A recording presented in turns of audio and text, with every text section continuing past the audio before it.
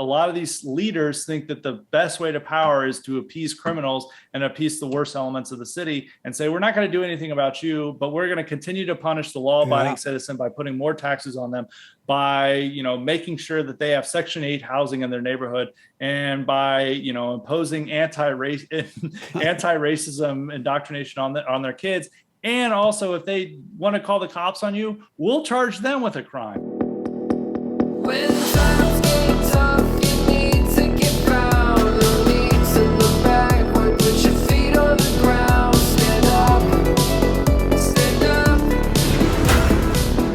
up. Welcome to The Fallen State. I am Jesse Lee Peterson. Don't forget that The Fallen State is on Patreon. So click the link in the description to support our work. And thank you so much. Very interesting man with me today. I saw him on Tucker Carlson, Scott Greer. He is the host of Highly Respected and the author of No Campus for White Men. Scott, thank you so much for coming on.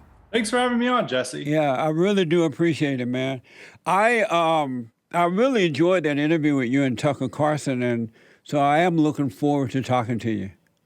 Well, I'm glad to be here. It's going to be a great discussion. Yes, sir. So I noticed on your Twitter bio, you have your height and your IQ.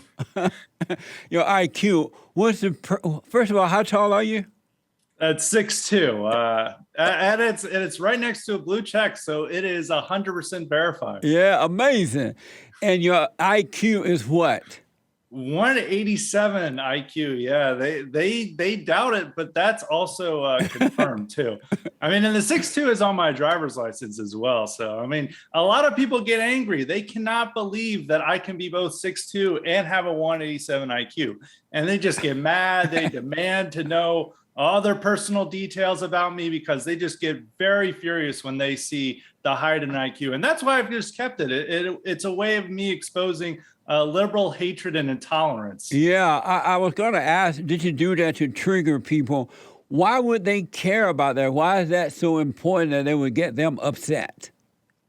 Well, like the main reason I first did this is like there was some tweet I had where I think it was criticizing AOC about something. And I was noticing all these liberals who were attacking me had like MD or Esquire or PhD or like even MA in their name.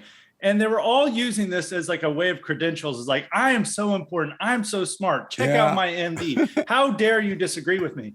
And then I was like, okay, I'm going to put MD, Esquire, PhD in my handle.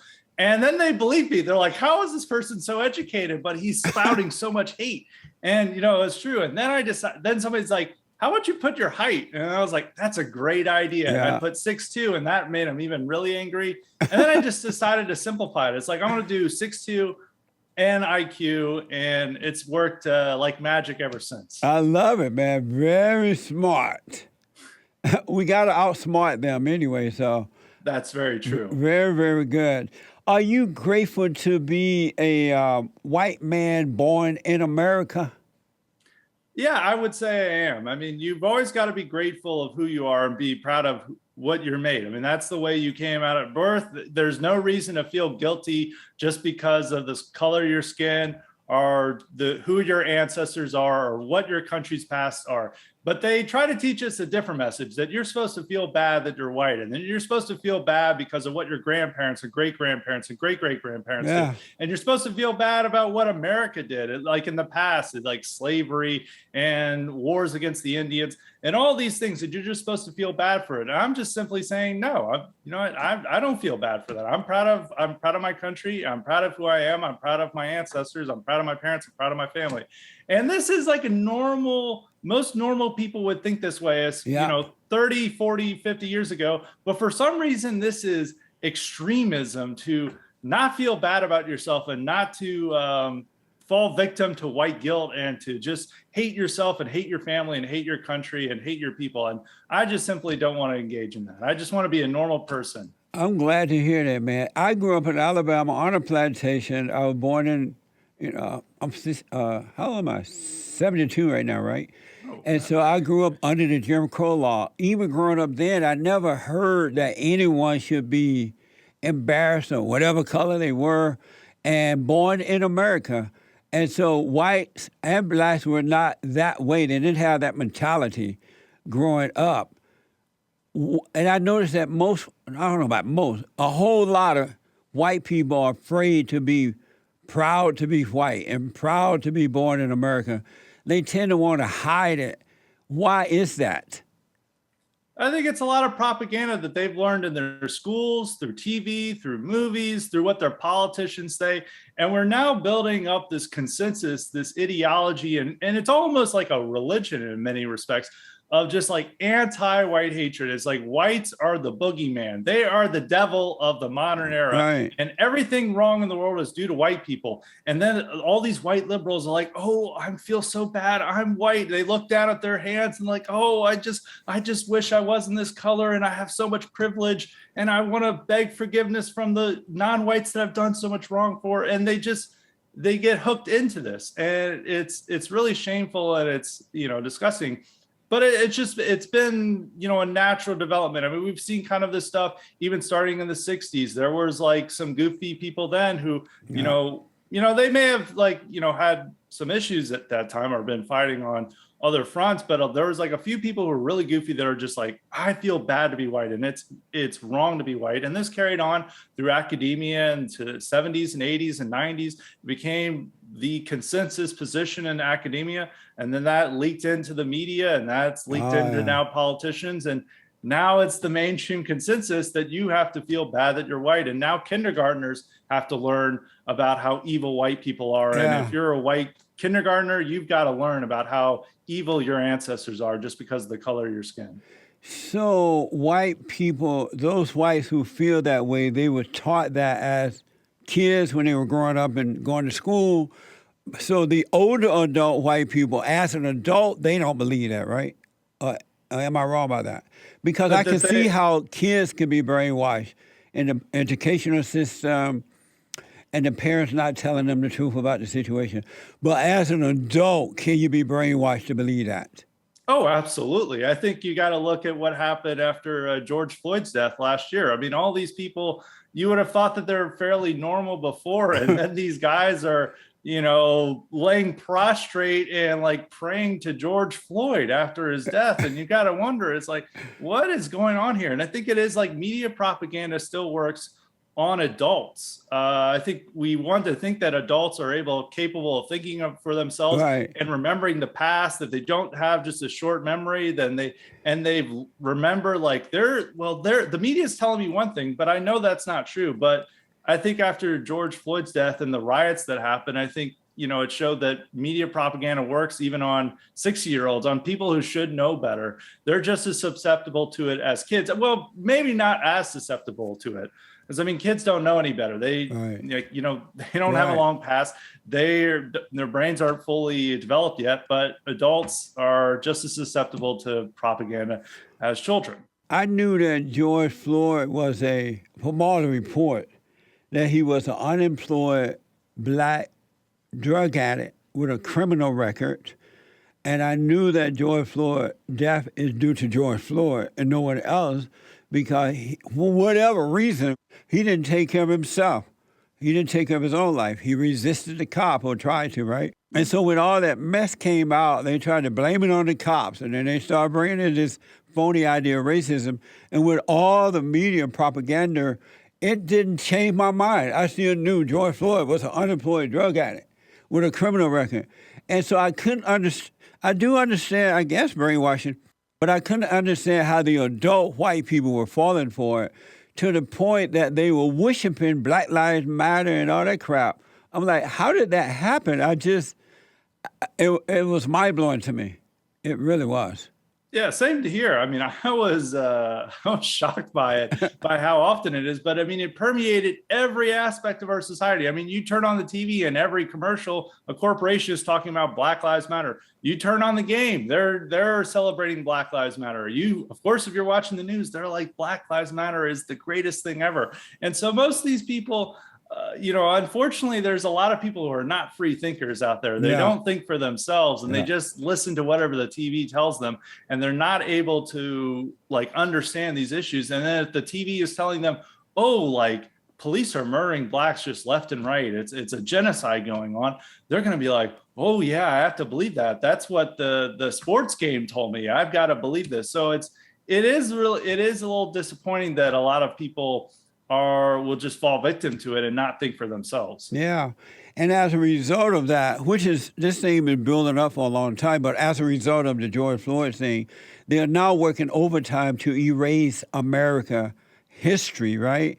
Removing Confederate statues, pretending that they think that the American flag is racist. Yesterday they took down Robert E. Lee, and it really broke my heart to see that. And then they are replacing it with junk like statues of a thug like George Floyd and others. And yet white Americans are quiet about that. I've been saying for 31 years, and I've written about it on Word That Daily and other places in my books, that white people need to start speaking up, because when they allow these people to erase the history of America, and the next generation won't know how great this country was and the people who helped to make it that way. White people who founded and discovered the greatest country on this side of heaven, and they made it so we can all be free. That's all being erased. It reminded me of the Taliban when they went over to Iraq and took over there, and they erased all the history of Christianity and stuff like that. That is happening here. What would it take for Americans, for white men to stand up and say no more? Well, they have to learn that that's their heritage, that that's their history. I mean, they have to see Robert E. Lee as one of their ancestors. And it's unfortunate that a lot of white Southerners, especially among the middle class and more affluent, are embarrassed by Robert E. Lee, even though Robert E. Lee is one of the greatest Americans of all time. Yeah. I mean, if you look at his personal character, it was unimpeachable. I mean, this man was always held himself with honor. He always treated himself with dignity. He treated the other people the way a good Christian gentleman would. And he was a terrific battlefield commander, even though they all want to say he's a loser. He didn't win the war. It's like Napoleon didn't win his war. Pompey didn't win against Caesar. Hannibal didn't win against the Romans, but we all see these men as great generals. And the same can be said of Robert E. Lee. And Robert E. Lee, he was at Eisenhower, Dwight D. Eisenhower, who helped win World War II, saw Robert E. Lee as one of the greatest generals America had ever produced, and greatest figures America has ever produced. And even people were like, well, he's a traitor. He did this. And Dwight D. Eisenhower, who everyone would agree is an American hero, thought that Robert E. Lee was one of the greatest figures in American history. So they have to, going back to your point about how do we make people defend our heritage, is that it's through proper education. It's through learning the truth about our history and defeating white guilt and the shame over our nation's history. That's how you get people to really see the truth and really come to light and actually start defending this stuff. And I think that the state is also, wanting to punish people who may protest against the taking down of the statues. You could be Black Lives Matter and, throw a Molotov cocktail at a statue or tear it down. I mean, you have to remember is that all on Monument Row in Richmond, leading up to Lee, there was all these great Southern Confederate generals, and they were raised by Black Lives Matter protesters last summer. They couldn't get Lee down because it's a little too heavy for them, but they were able to pull them down in a way that looked like the French Revolution, or as you said, the Taliban. And they could get away with it. But if you were just somebody who painted over it or said like, White Lives Matter or something like don't tear down Lee, the police would investigate you. There was a few cases last summer where people did that type of messaging and police would go out and look for him. Well, of course, like the guy, like having a rope and tying it down and pulling down the statue, the police would just sit there and not do anything. Yeah. And so also it's people worry about the punishment for it. But I think once enough Americans realize that they're not going to stop at the Confederates. They're going to go after George Washington. They're going to go after Thomas Jefferson. Yeah. They may even go after Abraham Lincoln. I mean, Boston tore down an Abraham Lincoln statue because they thought it was politically incorrect because there's a slave thanking him for his freedom to Abraham Lincoln, which is historically accurate. I mean, Abraham Lincoln freed the slaves, and apparently we don't want to learn that anymore. I believe I heard on the hakereport.com. I don't know if you ever, it's a show that's on this network, and it comes on right after my show, the hakereport.com. And he mentioned that Robert E. Lee had slaves, but because they were inheriting it, given over to him, but he was never in favor of slavery. It's just that something he had, but that's been left out when talked about Robert E. Lee. White people don't know that black people are not suffering because of this phony idea of racism. That's a made-up word. Our battle is a spiritual battle between right and wrong, good and evil. And white people used to know that, along with other black people in those days. Have white people forgotten that blacks are not suffering because of slavery, but they're like a moral character, they're like a families, they're not been raised properly by fathers and mothers. It has everything to do with that and nothing to do with the history of America. White people don't remember that. Well, it's politically incorrect to say that. They're worried that they'll be called racist if they. But why do they care about that? Yeah, they that's why. I mean, for unfortunate is that a lot of whites are just too hesitant. They're not like us, Jesse. They are worried about saying the truth. And there's so many consequences from that. If they just point that out, that they could lose their job, they could have their house like protested by Antifa. Like there are all these consequences that they have to worry about. Now we need people to just say that, to just say, hey, this is not due to slavery. This is not due to Jim Crow. This is not due to redlining. This is due to people's own actions and own behavior, that this is why it's happening. And to continue to blame these systemic problems, these like phantom problems, it's like imagining that nothing's their fault, like they have no agency. If there was any issue, if whites were like committing the same level of crime and having this, same level of problems in our community, nobody would say, oh, this is due to indentured servitude 300 years ago. They wouldn't say that. They would say, no, it's their own fault. It's their own behavior. It's their own actions. And it's about, to have a democracy, we have to think that people have the type of agency to control their behavior and to be in control of their own destinies. But here we're saying, oh, they're not. They're just, they imagine them as almost like children. Is like, oh, they're just not responsible for this. This is all due to the evil white slave master who died, 200 years ago. This is why that they're acting this way. And, it's getting stronger. I remember growing up, I would hear plenty of mainstream figures say, no, this is due to their own behavior. This is due to their culture, their character. That's the reason why they're acting this way. Yep. But now even conservatives are starting to talk about systemic racism. Yeah. This is a real issue. I've seen people like Ross Douthat, who writes at the New York Times, one of the biggest conservative columnists in America, who's saying that conservatives need to accept systemic racism. David French is saying that even elementary school kids and high school students need to learn about systemic racism. And these people are supposed to be conservative. And that's like a real change. And I think it's just this propaganda that people are learning, the media brainwashing that's happening to them, that they feel that it's racist to, notice the elephant in the room and being like, maybe this isn't all due to slavery.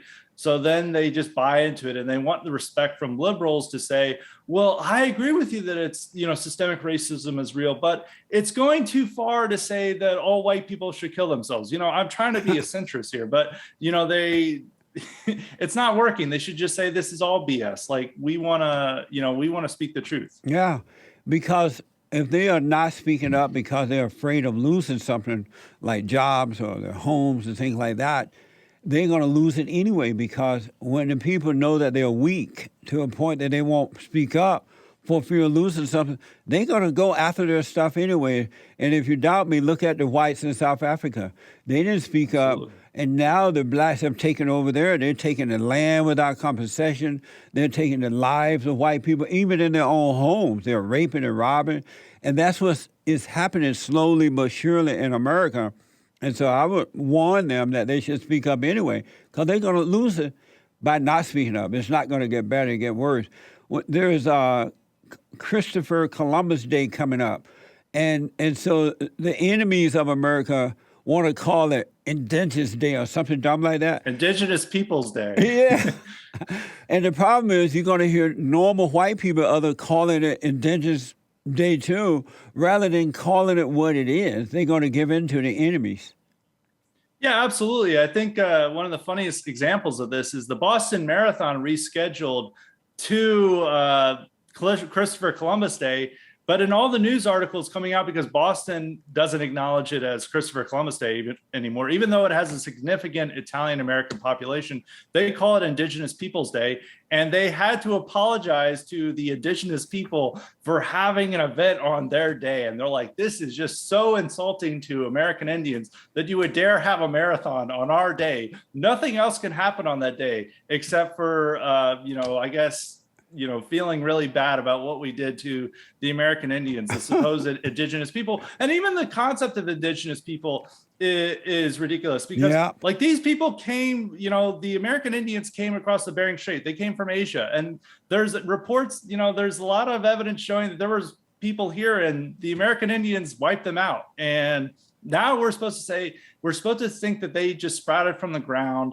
They've always been here. And we just came over and stole their land without, this is the worst thing in the world, which they forget all of human history about how people have moved around. There's been conflicts. A lot of it's been nasty stuff, but this is how we're here today. And they themselves practice this not only against the inhabitants that they found, but also against each other. I mean, they had such horrible barbaric practices of just torturing war captives to death. There was even some tribes in South America who were practiced cannibalism. Even in America, even among North American Indians, there was this type of ritual cannibalism. And even in the crimes that they committed against the European settlers, they really did try to ethnically cleanse them. But due to, superior technology and other things, the European settlers were able to defeat them. So, but we're all supposed to feel bad that these peace-loving people who are just sitting around, passing around the peace pipe, they have been sprouted from the ground in America. They've always been here, that somehow the evil white man invented the idea of war and they were, destroyed. And this is all due to Christopher Columbus, and another man that we should celebrate as one of the greatest figures in human history. Without Christopher Columbus, there's so much history that wouldn't have happened. And he was a person that set out, didn't know what he was going to find, crossed a dangerous sea, and he led to European settlement of this continent. And that's why we celebrate him. And Italian Americans see him as their hero, but they don't want to even give Italian Americans that. Apparently Italian Americans can only have Mario from Super Mario, I guess. That can be the only figure that they can celebrate. I guess Mario had no racism, so I guess he's okay. Are Italian Americans considered to be white to these people? Yeah, I mean, they are, of course, considered white. They're from Europe. I mean, everyone from Europe is considered white. I got it. They have rewritten history because now when they talk about slavery, they make it sound awful. It's just awful. And then the Jim Crow law. I grew up under the Jim Crow law, and at the time, the blacks knew that it was the Democratic Party that didn't want the blacks in the Democratic Party. That's what the Jim Crow law was all about. The Democratic Party did not want the blacks to be a part of it, and that's why they started the Republican Party, because the blacks were not welcome into the Democratic Party. But now when they talk about the Jim Crow law, they pretend that it's the white Republicans who did it, right? And that the blacks were not welcome in the Republican Party. And it wasn't true, because when I was growing up, all the blacks that I knew were Republicans and not Democrats. Even that guy, Martin Luther King Jr., was a Republican. He was not a Democrat. But they have managed to switch the conversation to make it look like it was the white Republican Party, and it just was not true. Yeah, I mean, there's many aspects of history they don't want to leave. They want to leave out and lie about and not know. And and it's this. They have this whole notion. I mean, one of the things about having the left having complete cultural power is that they're able to shape history and they're able to shape the narratives that are taught to the vast majority of Americans. And they don't learn a lot of important facts about our history. Right. And you can look at many things, not just from,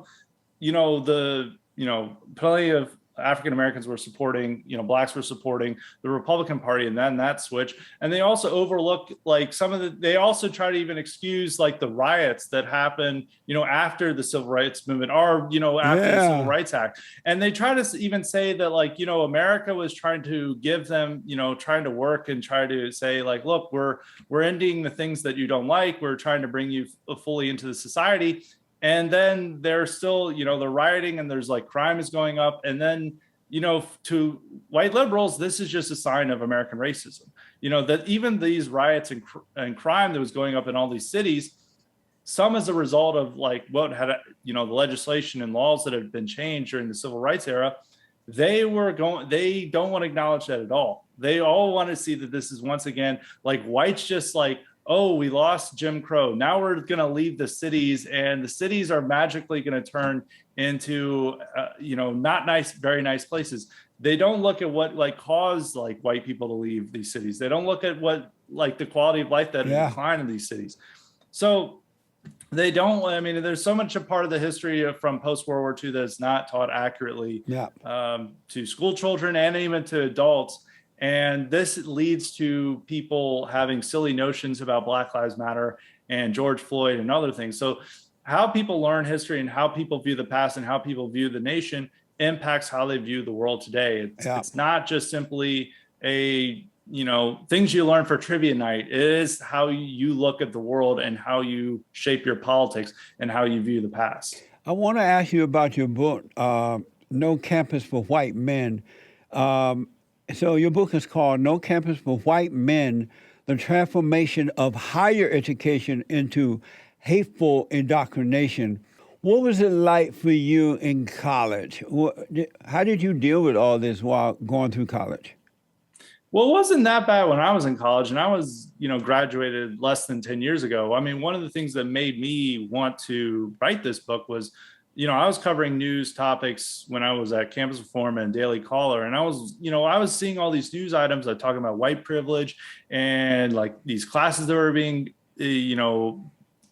required for kids to learn about, anti-white racism and teaching that. And I was like, this is pretty insane with what's happening. This is very different from my college experience. Like I had never heard of white privilege until I started writing stories about white privilege. That wasn't even taught to me. I mean, I went to, it was a very basic college experience with me, but I was seeing that this was not just, a few oddball colleges, that this was everywhere.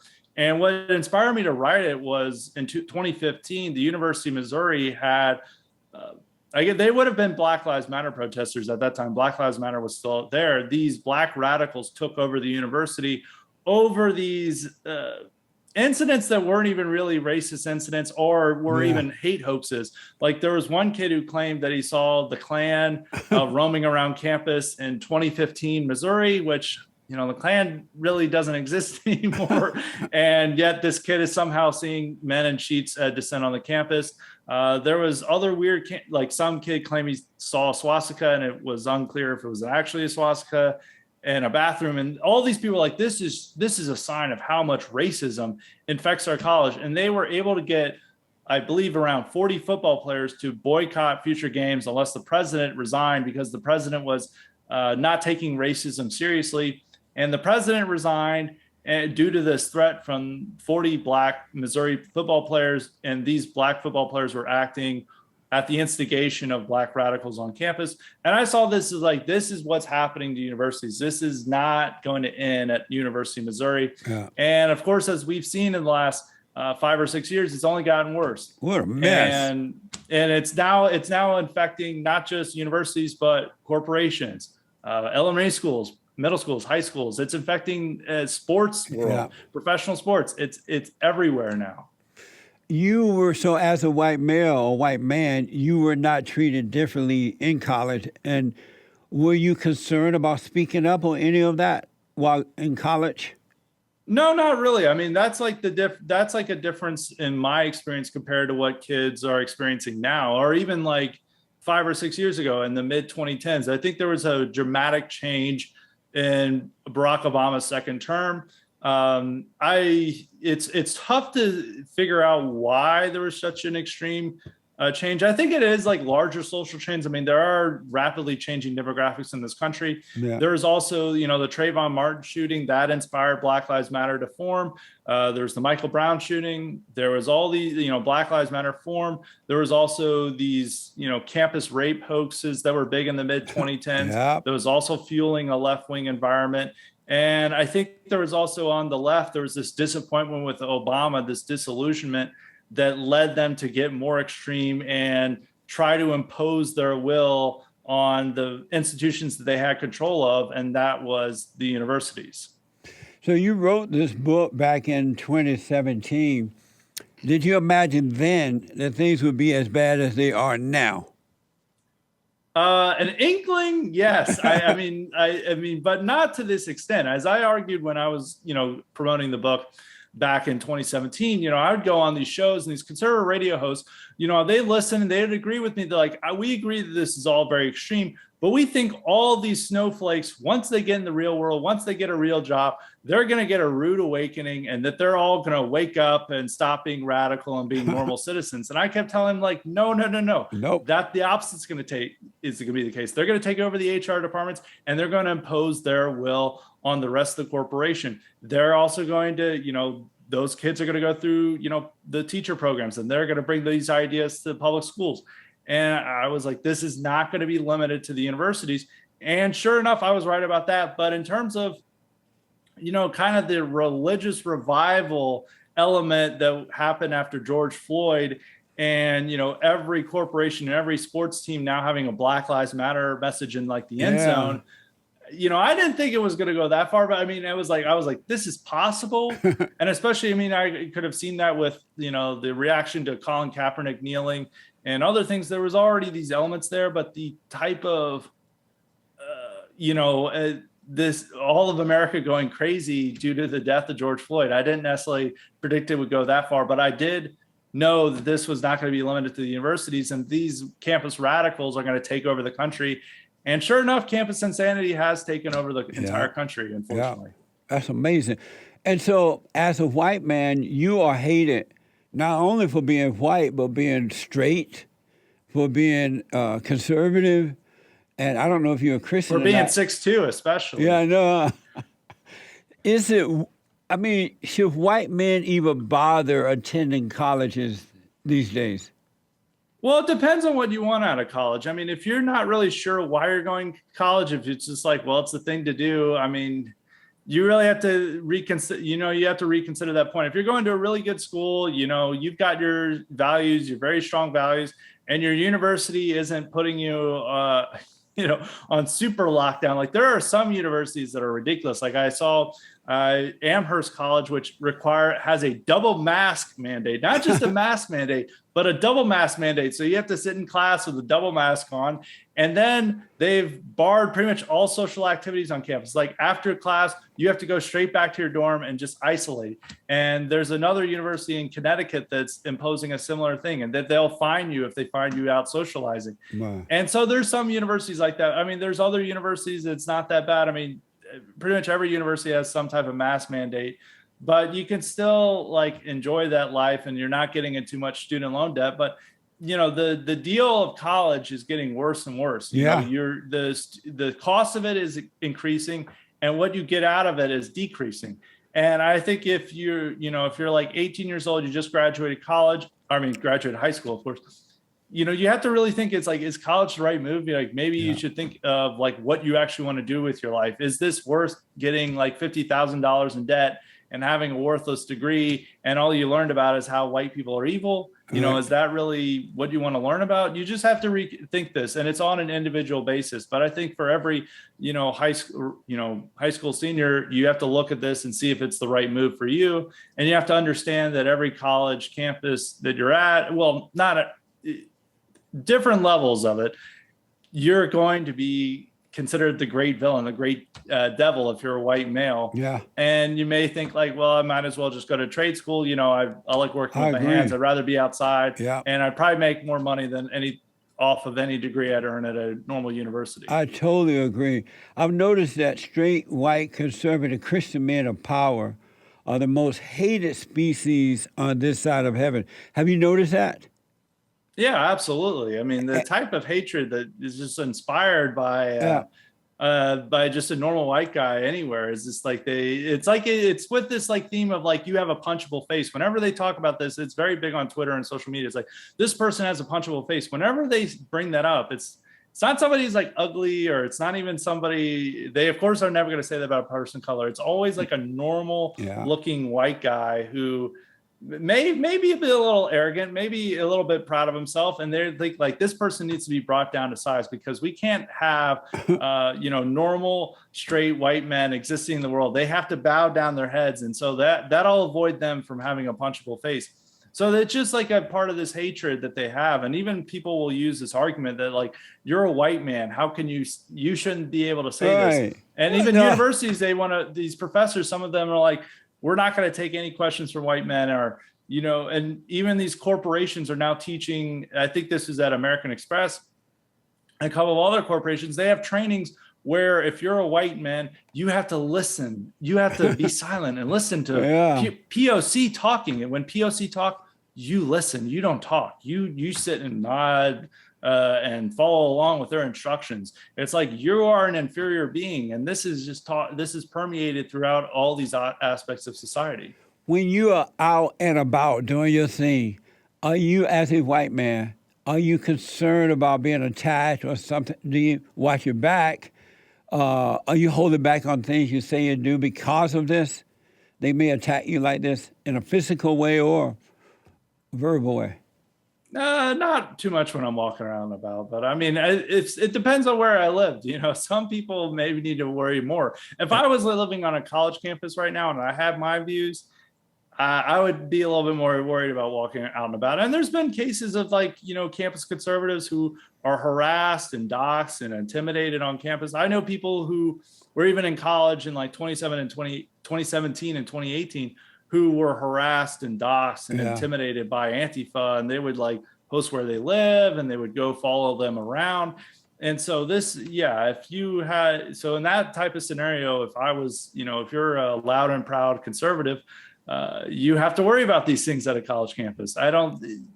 Depending on where you live in America, you might not have to worry about it, but I'm not too worried that, a mob is just going to appear behind me and I'm going to have to run away. Yeah. I mentioned South Africa earlier, and I see what happened over there. The blacks took over, and they defunded the police. They are now, as I said, taking the land without compensation.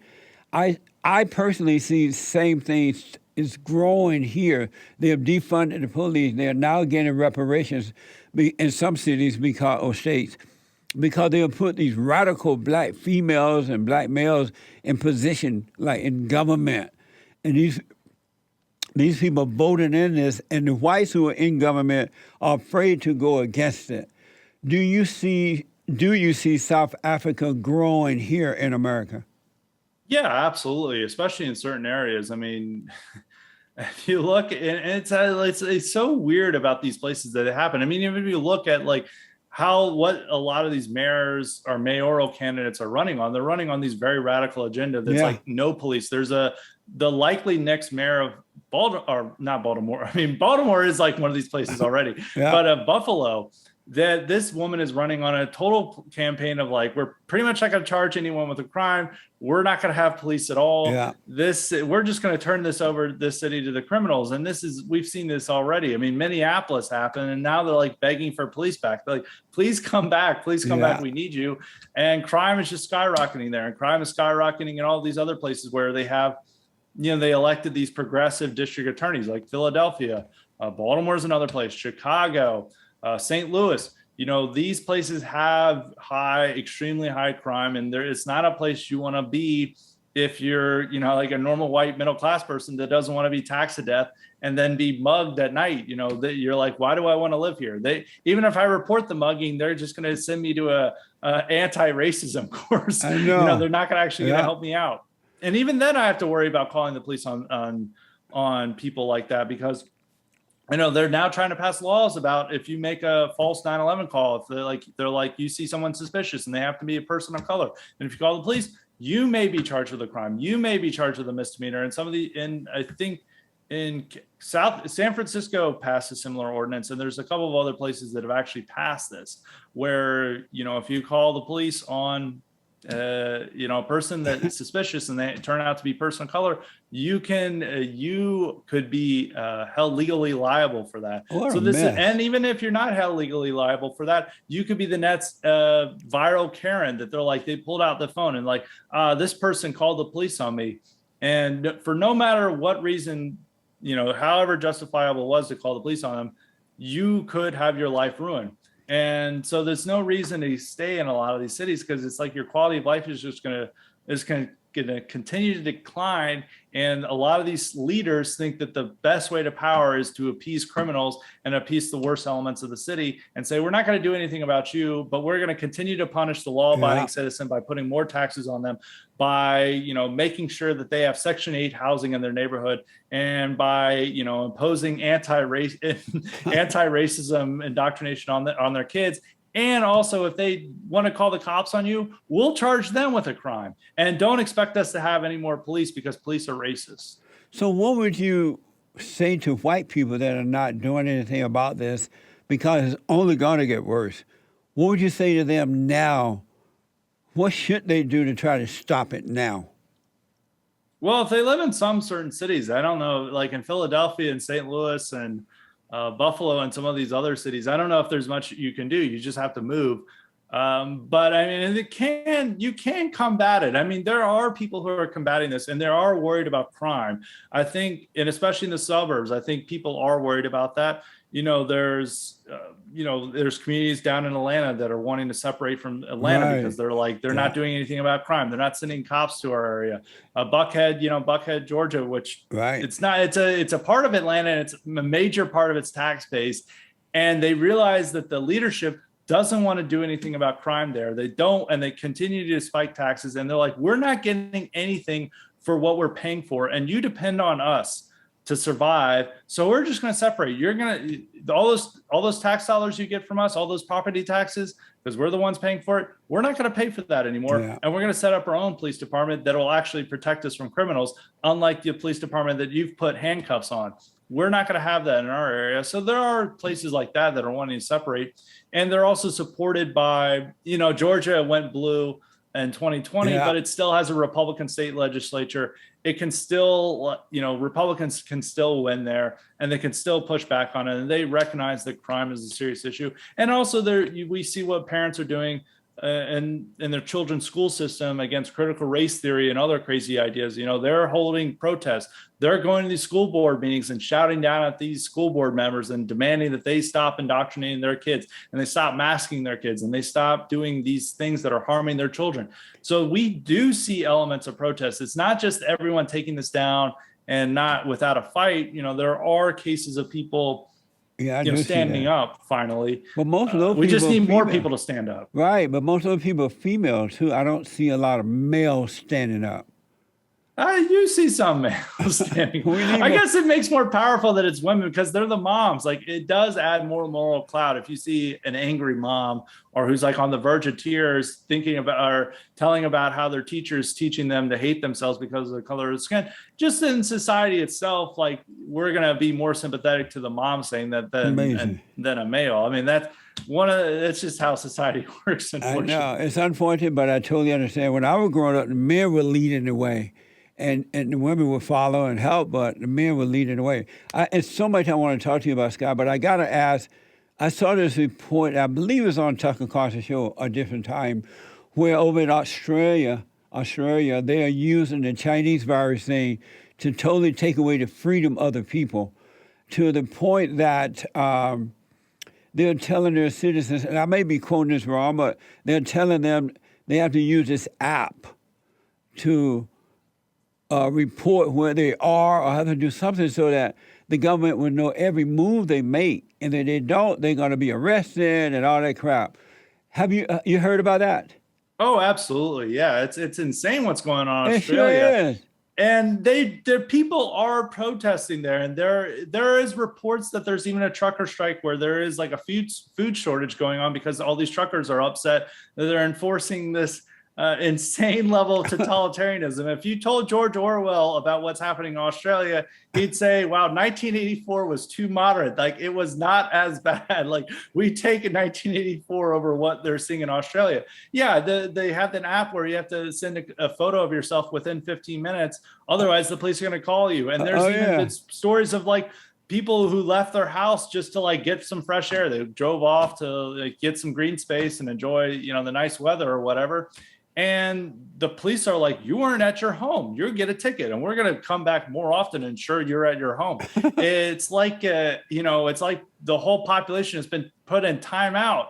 And if they leave timeout, they're going to get put in jail. Yeah. There's even a report of a guy who was trying to organize protests. They arrested him and they gave him, you know, several months in jail just for organizing a protest, which, you know, they always say in the West that we have the right of free speech, that we have the right to protest, like unlike China and Russia or these supposed dictatorships. But then we see people in Australia get arrested for the crime of protesting and speaking their mind. And yeah, they love power. They love that. Like, you can always see the Australian officials. Like, there is no limit. They will love like all this type of power that they have. They love that they've now become like the evil second grade teacher who's going to make sure that their kids can't like are all in timeout and can't leave. And unfortunately, a lot of the population likes that. I don't think it's they feel like if they get out of line, they'll be punished. But there are enough people in Australia. I mean, these protests have been very energetic and very assertive. And these people are realize that they can face significant fines or arrests if they just simply go out in the street and protest, and still thousands of people show up. And so that's like one good thing to think about it. But at the same time, it's like, this is a supposed democracy. It supposedly, you know, allows freedom and liberty. And yet you can't leave your home without being arrested. Where's the freedom in that? Can that happen here? I think they want to try it. I think Biden wants to try it. I think they want to see if they can. I mean, we already, in the first lockdown we had, you know, in spring of 2020, there were plenty of cases of, you know, police officers showing up in people's homes and being like, we heard your kids were playing outside. And they're like, oh man, this is a serious crime. And there were people coming to check on it. It's like, your kids can't go outside anymore. They could definitely do something similar here. I don't know. There are factors in American society that are going to prevent that. Like, I don't think officials want to send, social workers out into certain neighborhoods in Baltimore or St. Louis to ensure that they are observing social distancing, because they may not come back alive. So some of these people, I think they feel like it'd be more of a hassle if they went into certain communities, and also they'd be accused of racism here in America if they weren't. If the communities that were not following the rules happen to be non-white, that we would have to end it, because that's like systemic racism is showing that most of the people who are getting arrested for leaving their home happen to be Black. They'd be like, okay, well, we have to end this now because this is just a racist policy. Because the last report I saw is that something like 60% of Black Americans, have not taken the Chinese virus. And so it seems like in that culture, more Blacks are resisting it than any other culture. And I thought that was quite interesting, because they've been trying to convince the Blacks for a long time to do it, and they just won't do it.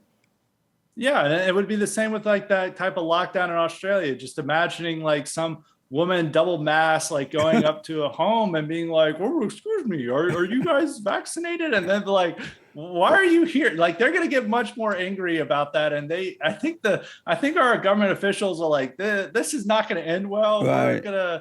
We're just not going to impose this." And it's also going to take off police time. And not only is it going to be bad for the people trying to impose it, but then they can just say it's racist. I can hear them knocking on the Black door now. They're like, "Lord, what you better get." Black's not going to put over that. I got to ask you. We still have rural areas too that'd be tough to enforce. Oh, good. Nice. Well, I'm glad to hear that. Immigration. Are you for open borders?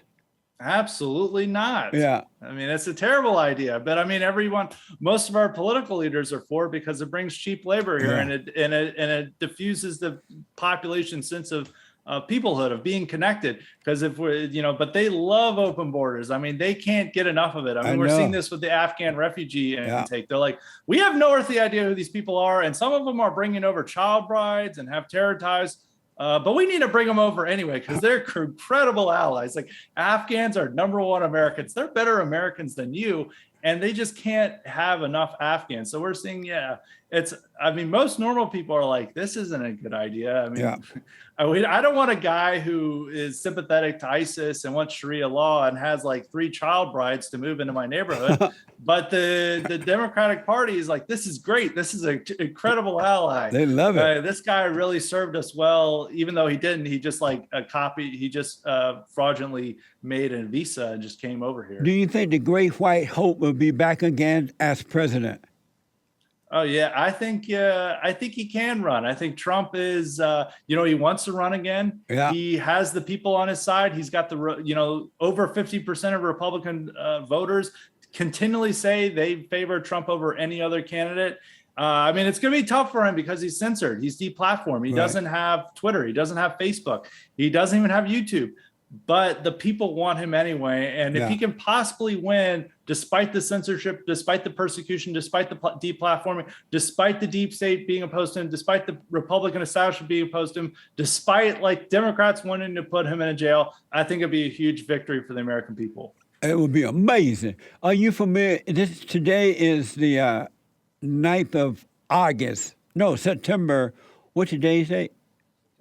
September 9th. Yeah, September 9th, 2021. There's an election happening in California right now, whereas Larry Elder is running against Gavin Newsom on the recall thing. The folks want Gavin Newsom out. Larry Elder is the front runner. Are you familiar with this race here? Yeah, I'm familiar. I think it's very exciting. I mean, they keep.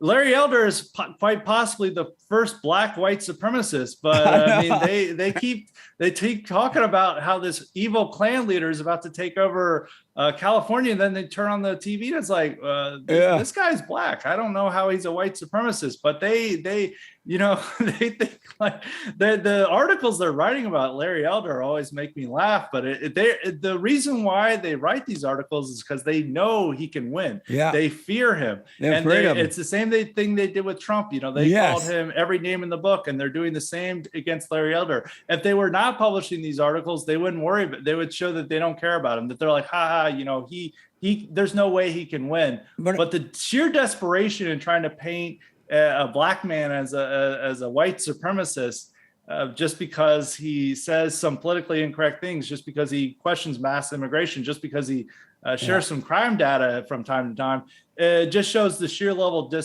desperation of them and how much they fear him and how they know he can win. It's interesting too is that they have other Republicans who are running, like Bruce Jenner in a dress, right? And other people, they're not afraid of them at all, but they're afraid of Larry. And Larry's winning in the poll. He came out winning in the polls, and they're now attacking him. They're throwing eggs and all kind of weird things at him. And it just totally reminds me of the attack that happened to Donald Trump when he first announced, and while he was running for president. It's the same thing. They're even bringing in Joe Biden and that empty shell Kamala Harris and all of them. And it's exciting to see this. It's like Larry is the right man at the right time, and they know it, and they are afraid. I know you don't know what the outcome is going to be, but what do you predict?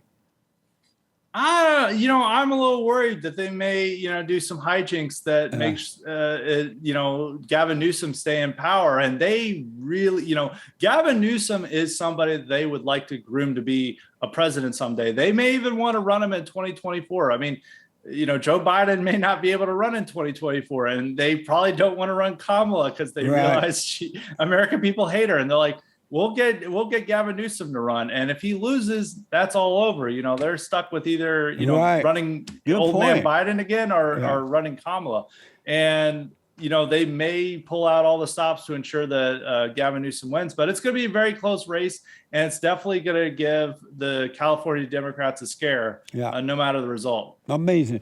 So are you alpha or beta male? I would like to say I'm an alpha male. I don't know. I don't know anyone who wants to identify as beta male, but I try to live an alpha lifestyle every day. What is a man? What is a man? I think is a man who stands up for himself. He's firm in his convictions and he doesn't back down. And he knows he has responsibilities and duties he has to live out his life, and he doesn't sit around and apologize for himself. But he's not, trying to be a progressive man or try to be, apologizing all the time. It's just somebody who stands up for himself, who asserts himself, who lives his life in a way that he understands that, he has these responsibilities that he has to live, and he just can't be living on his knees all the time. Well, I have much respect for you for standing, especially knowing the attack upon white, straight men today. And for you not to be afraid is what we need in order to save this great country. So listen, Scott, I got to put you on the hot seat. We're running out of time, and I got to put you on the hot seat. We got to heat this up, and I need you to answer these questions as quickly as possible. All right? All right, let's go. The hot seat. What is love? It doesn't hurt me. Is Illuminati real? I don't think so. Do human beings have a free will? I would say they do, to a certain extent, yes. In one word, describe AOC. Airhead. Does black supremacy exist? Absolutely. Do you love white people? Oh, absolutely. Hell yeah. Heck yeah. Are you afraid of being called a racist? No. Was it a mistake to educate women? To a certain, to a certain extent, maybe, I think. Would you ever marry an educated woman? Oh, absolutely. Because I'm a progressive man, and I'm not scared of a woman, an intelligent, career-minded woman. Would an educated woman make for a good wife and a good mother? Potentially. It depends on what her education taught her. Are women equal to men? No, not. I mean, no one person is equal to another. So no. I mean, and women are different, are better in certain respects, but men are better in many other respects. So I don't. Equality is a false value that we try to adhere to. And no, I don't. I would. So say, women are better at having babies, being they're better at being mothers, and there's more caring and aspects about them. I mean, but we're not. No two humans are equal. There's many differences between us. Is it possible to have perfect peace? No. Have you ever told a woman she's fat? I may have not been a gentleman at some points at time. I may have been too honest. Do you believe in Jesus? I do. Did you have fun? I did. Well, thank you for taking on the hot seat, man. I really, really do appreciate that. Tell the folks how they can get your books and keep up with what you are doing, whatever you want to advertise. I mean, the best ways to follow me are on Twitter at Scott M. Greer. That's on Twitter. And then to subscribe to my YouTube, which is youtube.com/highly respected. I also have the Substack where there are bonus episodes. They're called IQ Supplements of Highly Respected. And that's at highlyrespected.substack.com. I'm also on Telegram at t.me/Scott Greer. And I'm on gab.at@ScottMGreer. Amazing. Scott, thank you so much for coming on, man. I knew it would be a good conversation. I really enjoyed it. And I wish you well. And if there anytime you want to come back and promote anything, let us know. Thank you. All right. And thank you all for tuning in. Don't forget to ring the bell. Check out our merch. Check out Patreon on the description link there. And let me hear from you. I do appreciate it. Thank you for tuning in.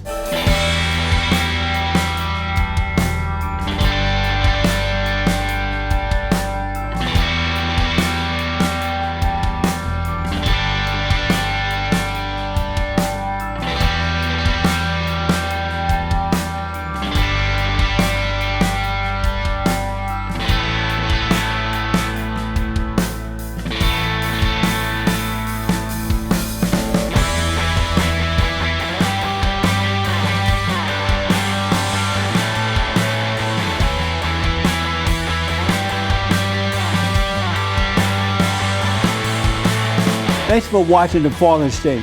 We need your continued support. Donate to my nonprofit here. Subscribe and like the videos here. And tell everybody and their mama about the show.